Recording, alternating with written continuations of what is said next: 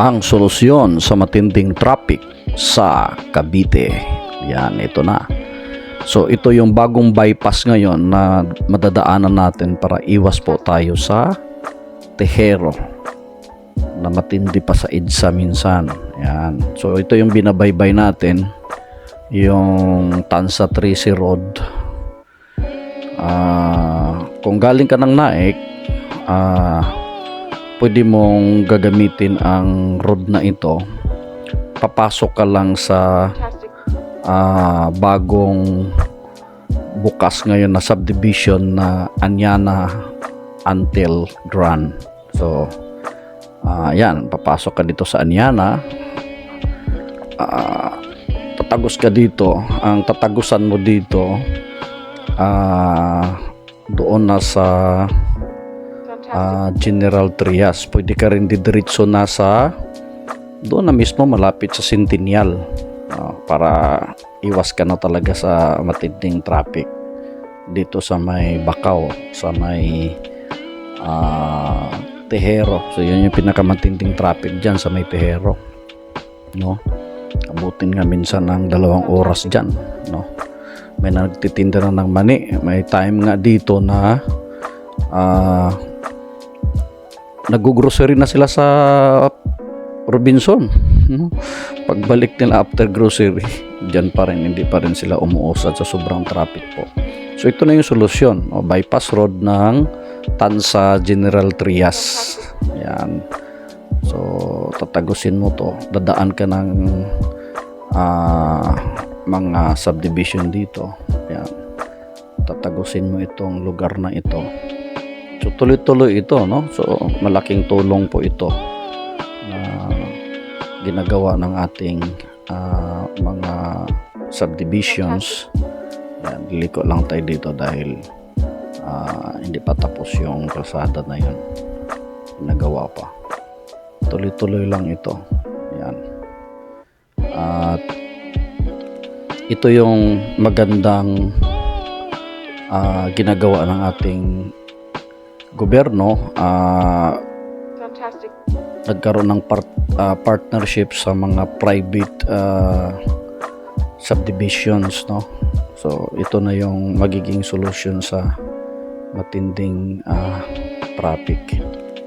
Ayan, ito, tagos na tayo ng General Trias na ito, no? Kanina, yung tulay kanina, boundary yun ng Tansa at saka General Trias. Part ng Malabon na po ito. Ayan, gilid yan na yun, yung sabungan sa kaliwa. Ayan. Tapos papagpasok mo dito, diretso nito sa business center ng Maple Grove. Ayan, tuloy-tuloy na po yan. Gagawin po ang area na ito na business center, parang BGC or Ayala. So magiging matao na ito. Ayan, ito Maple Grove, ginagawa ito ni Mega World. So malaking ito, tulong para sa traffic po, no?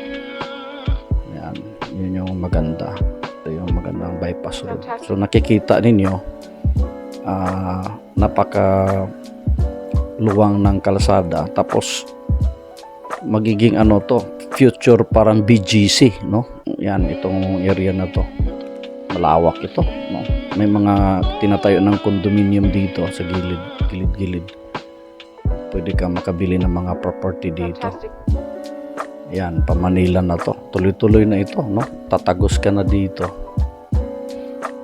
Kung nakikita nyo, wala talagang ka-traffic dito, no? Tuloy-tuloy lang po.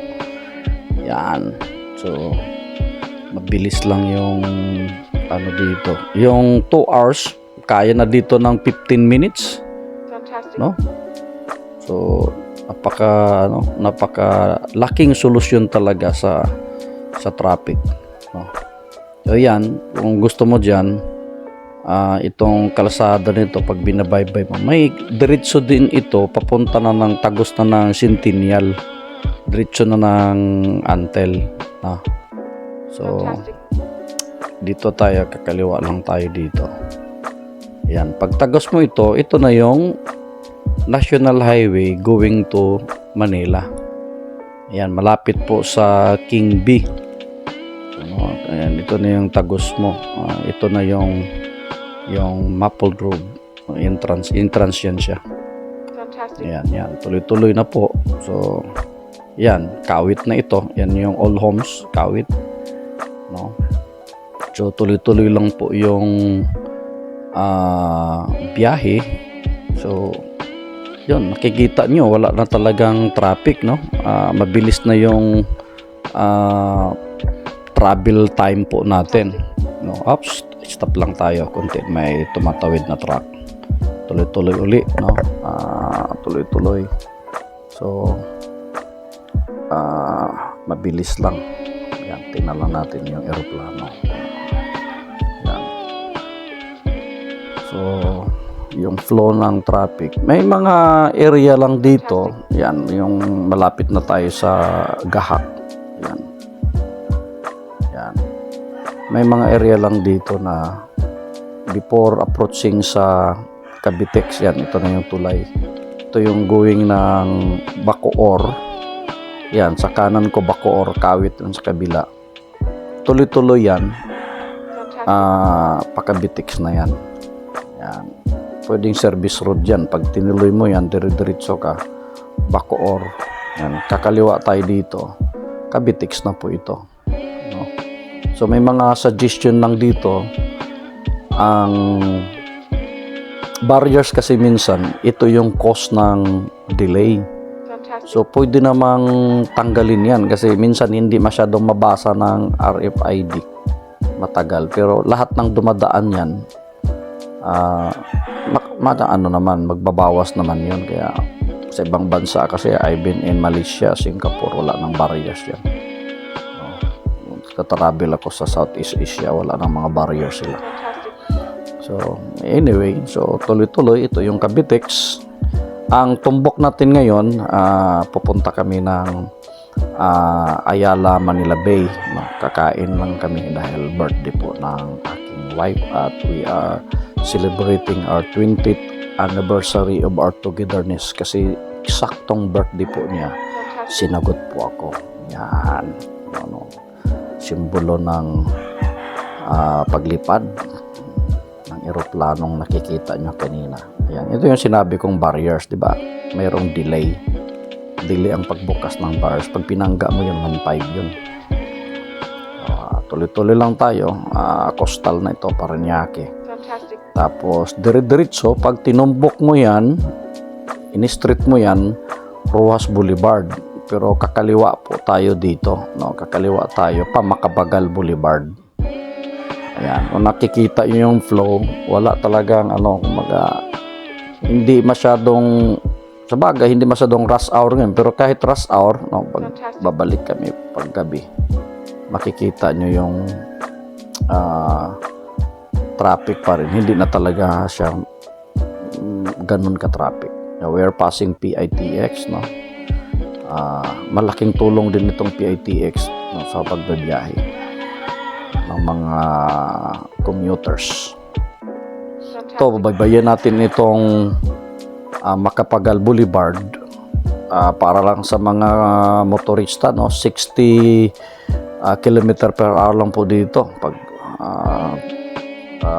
lalabag po kayo ay may multa po. So we are close to Ayala, Manila Bay. Ops, may tumatawid. Nako, hindi ka na, nakago pa tayo kanina. Pero anyway, tuloy-tuloy pa rin tayo.